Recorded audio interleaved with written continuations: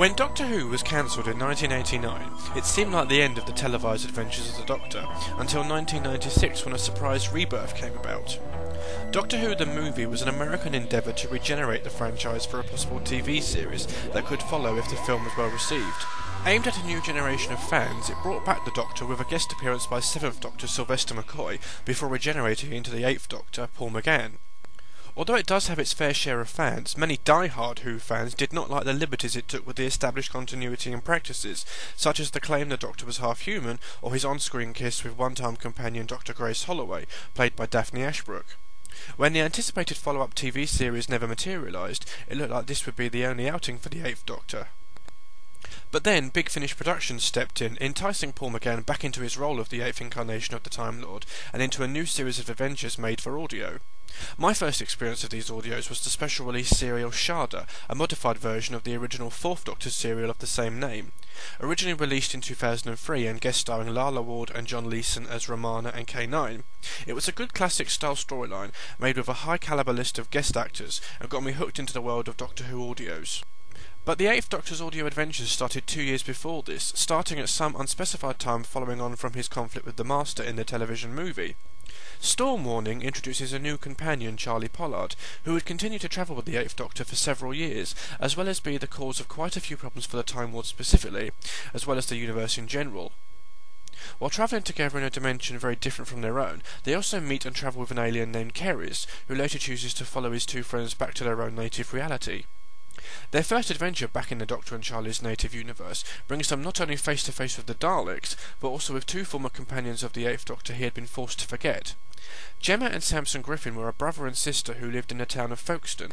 Samson and Gemma met the Doctor in the library where Samson worked, and followed him into the TARDIS.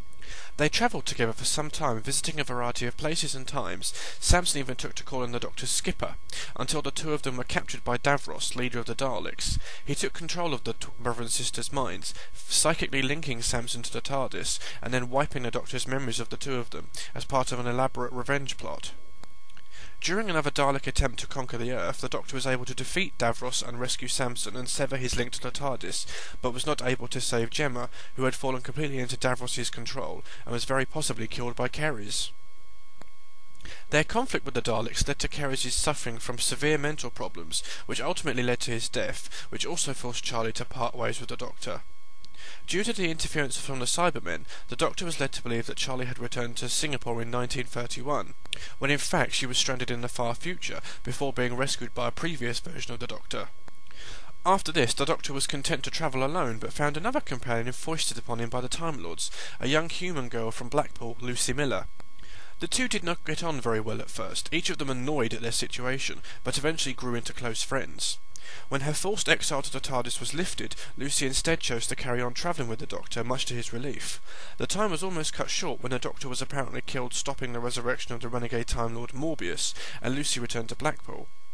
She later discovered he had fallen through space and time and landed on the planet Orbis. To his perspective, over 600 years had passed, so his memory was more than a little foggy, but eventually he and Lucy resumed their travels in the TARDIS. With the return of Doctor Who to mainstream television, the Doctor's travels with Charlie and Keris before the debut of New Who are classed by Big Finish first as seasons, carrying on from the classic series. Those produced after are referred to as the continuing adventures, whereas his travels with Lucy are classed as the new 8th Doctor adventures, which are entering their 4th series, where Lucy is scheduled to leave the TARDIS, and the Doctor is to gain a new companion. The 8th Doctor has also had some special audio adventures released, such as the aforementioned Shada, and the recent audio The Company of Friends, which features McGann voicing the 8th Doctor alongside companions the Time Lord has had in other media, such as the novels and comic strips, as well as adding author Mary Shelley to his list of travelling partners. Even though he only had the one official outing, it can be argued that Paul McGann's Doctor is in fact one of the most prolific and long-running Doctors, even surpassing Tom Baker's 7-year run. It has allowed the 8th Doctor to be properly understood and acknowledged, as his brief cameos in several of the New Who episodes show, instead of being the one-hit wonder he may very well could have been.